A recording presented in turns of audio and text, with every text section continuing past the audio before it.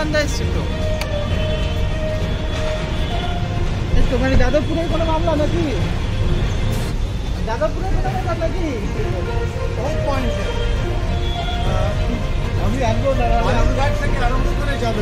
চলো চলো আমাদের আগে ঢুকুন না। উত্তরবঙ্গ থেকে দক্ষিণবঙ্গ আমার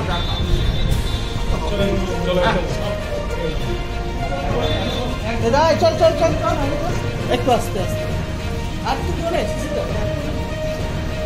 আর কেউ আসছে